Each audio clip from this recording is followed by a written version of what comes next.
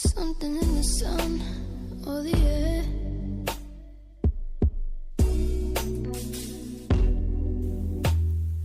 What is going on, good people?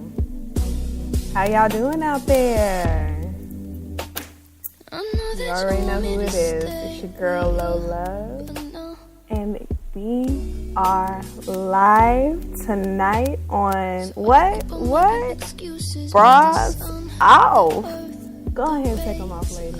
Go ahead. You know it's been a long week. And it's only Wednesday.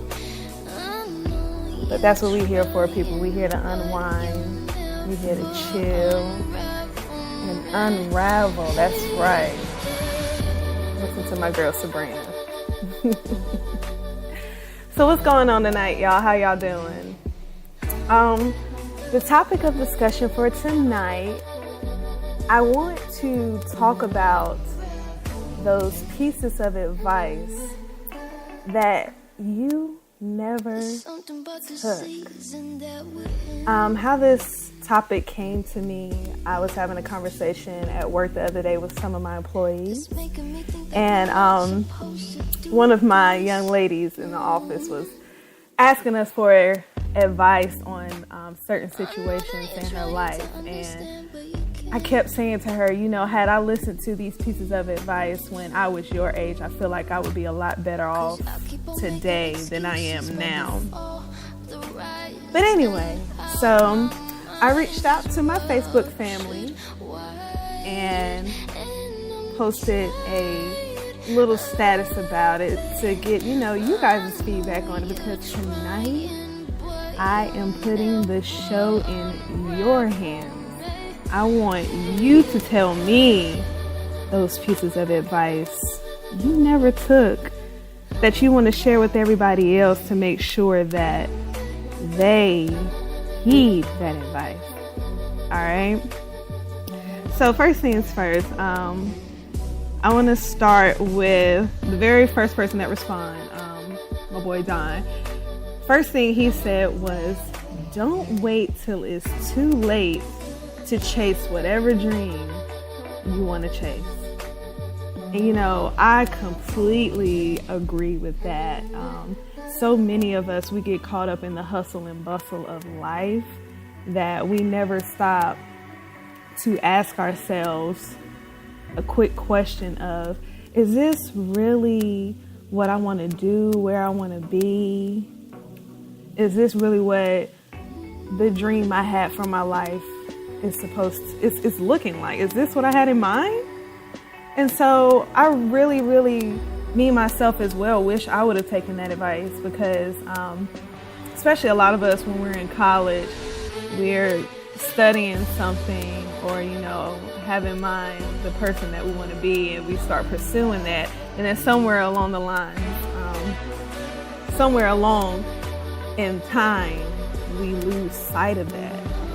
And then we just start chasing that paper, or, you know, just checking in, punching the clock and going home. We forget about what it really means to have a dream and pursue that dream.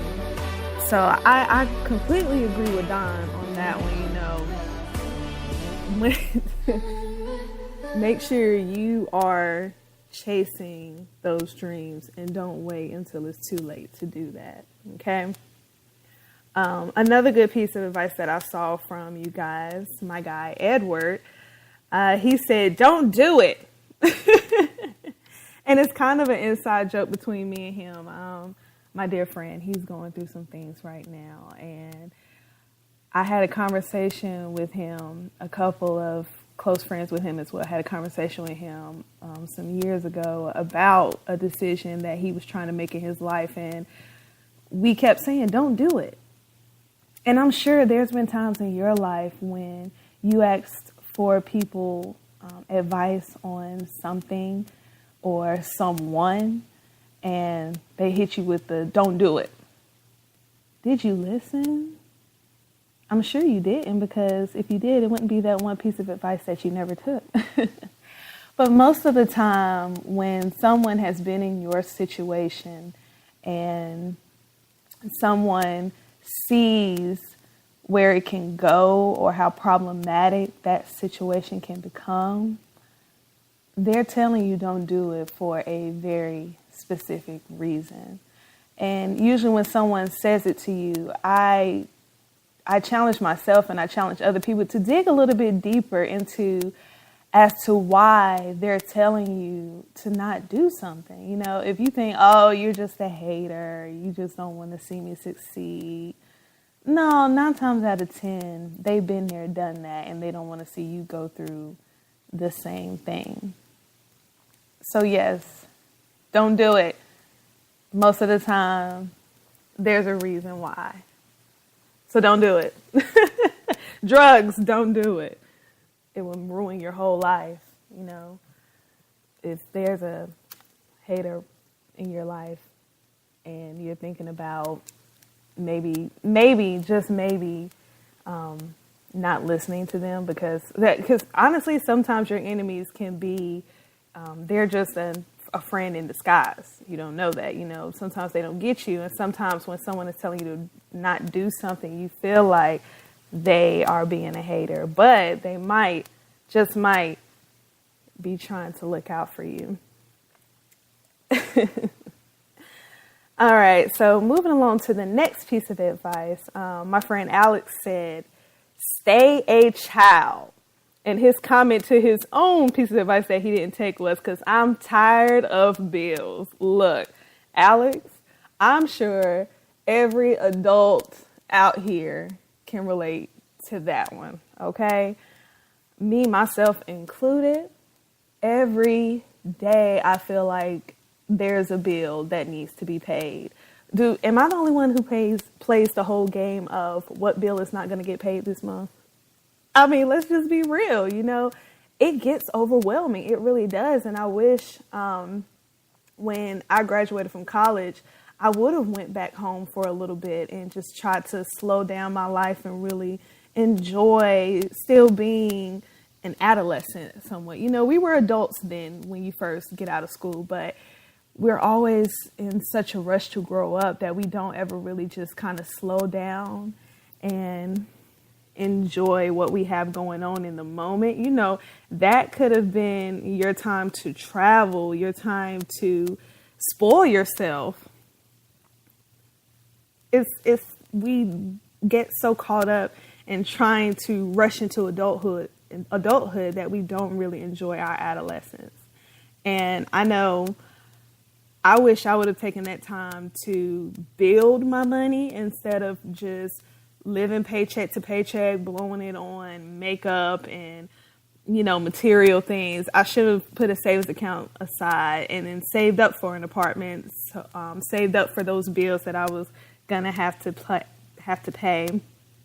Just really saved my money and slowed down and enjoyed life a little bit more while I had the chance, because now we are all in the thick of it. And I know some people out there, you're super sensible and you're good with budgeting and stuff, but there's a lot of us who aren't. And those bills can just get to you. It can just stack up and you just feel like you're buried in debt. But I agree, you know, enjoy your childhood, enjoy the little camps and things that you go to, enjoy the people that you meet in your childhood, because sometimes when you grow up, you lose a lot of those childhood friendships. And at that moment in time, those friendships are so genuine and you have such a good foundation to build on that, you know, some people that you meet a little bit later in life, it's like they're here for a reason. And, you know, there's a alternative. I can't think of the word I'm looking for right now. But you get what I'm saying. You know, they're here for something. They are here for something. And 9 times out of 10, it's not your wonderful personality, you know. Ulterior motive. There we go. Couldn't get it out my head. But it's just, you really should try to stay a child as long as you can. You know, mom and dad say, come home for a little while. Enjoy that a little bit longer. I know I'm going to try to keep my daughter with me as long as I can, because Lord knows As much as she gets on my nerves, I'm going to miss that little thing when she's gone. But definitely, that's one of my favorites from the feedback that I got. Stay a child. Moving right along to the next one, my girl Morgan McKenzie from 102 Jams, she commented and said, leave them boys alone. Child, am I the only female that gets boy brain? Do y'all know what I mean by boy brain? So sometimes when I'm so caught up on trying to be with somebody, trying to get somebody's attention, my brain just shuts down on life, and I just center in on boys. I get boy brain. I do. It's like a disease. It's like a sickness. And so when all my family and, older generations was like, leave them boys alone and focus on yourself, girl, I was like, girl, bye. I need me some attention. I need these boys. What you mean? But truth is, leave them boys alone. Because for one, I'm in my 20s. And at this point, guys my age or a little bit younger are still boys. They are, especially in your early 20s. Now, I can say a lot of men mature mid-20s, late 20s. If you're in your 30s and you're still acting like a boy, get your shit together. But yeah, a lot of men, when we're younger, they are not ready for a real relationship. And little do us women know, we aren't either. We honestly aren't. And so we get so caught up in trying to date and be possessive and just, he's mine, and we gonna do this, we gonna get married. I remember me and my cousin, we used to talk in high school all the time, and she'd be like, yeah, when me and my boyfriend become seniors and graduate, we gonna get married. Like, who knows anything about marriage in high school? Who? Nobody. So I really think, going back to stay a child, stop trying to be grown and leave them boys alone. Yes, that is a wonderful piece of advice. And shout out to you, Morgan. I'm so proud of you for doing your thing at 102. Hold it down, shawty. You are my inspiration. The next one that I want to dig into, my guy Julian McDaniel said, not everything deserves a response. What? Listen, I need a little siren on that one, because that piece of advice right there, I think all of us can agree is one that we should have taken a long time ago and need to continue to take moving forward in our lives. And you guys, I always talk about your energy. There are so many things in this world that does not deserve our energy that we feed into, like little petty arguments and just somebody's talking about me. Most of the time, that stuff does not deserve a response. One, you're lowering yourself when someone is, stooping to a low level, and you take time out of your day to stoop down to that level. I'm pretty sure it doesn't deserve a response. You're better than that. That stuff is beneath you. If someone doesn't like you and they've said something about you, and you're hearing it from someone else and they didn't come to you, then that means they don't even have enough respect for you to come to you and talk to you about it themselves. So no, they do not deserve your energy. They do not deserve a response to whatever allegations or anything that they're saying about you. When your family is all up in your business and they got something to say about every little thing that you do, every little job change that you take, everything. I know we all got that one auntie that's always, nephew, niece, you need to get off Facebook doing this, that, and the third. This is my life, and I'm going to live it how I choose to live it. But I'm not going to feed into whatever you're saying right now, because do you pay my bills? Are you here for me when my mental stability starts falling down? No, so you don't even deserve my response, because the only time I hear for you is when it's something negative. Tune into that, y'all. If someone is always bringing you negative energy, then 9 times out of 10, whatever they're saying to you does not deserve a response. It doesn't. When your managers or somebody like that is coming down on you at work,